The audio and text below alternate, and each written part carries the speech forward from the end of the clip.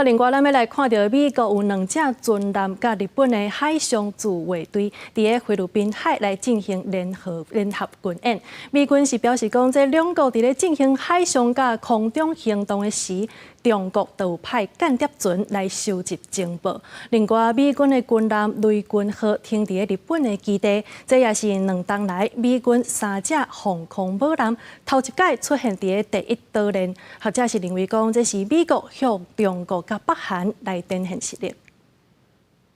美国强化伫印太区域的影响力，最近和日本伫菲律宾海开始联合演习。美方大阵头出动2只航舰，卡尔文森号航舰打击群、罗斯福号航舰打击群，和日本海上自卫队直升机驱逐舰伊势号这舰艇做伙。美国海军第7舰队讲，美日双方加强海上的通信行动、空战行动和下甲板的飞行行动。日本海上自卫队讲，继续加强日美同盟的力量，维护地区的和平稳定，引起中国的注意。派间谍船来侦搜。Look, the tensions in the Indo-Pacific,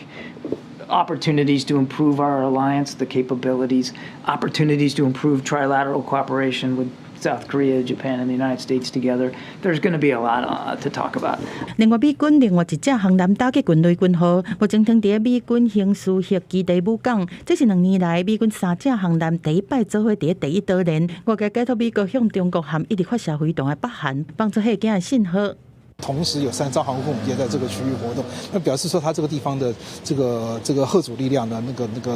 再加以强化。那美国海军是说这样的可以足以嚇阻这个中国或者是北韩在这个区域的可能的这样的蠢动。路透社报道，美国因应中国犯台有可能来放燃油补给和加油船，和军事后勤的弱点风看现，决定要增加补给中心，包括澳洲设立新的军备库存。或者讲，俄罗战争的启发，就是弹药的收控量真重要。在第一岛链上这些基地，好像包括在这个加索纳，包括在日本，他们都有当然都有弹药库存，然后彼此跟这个日本自卫队也有一些这个弹药上面的互相支援性，但是它很可能都会容易遭到这个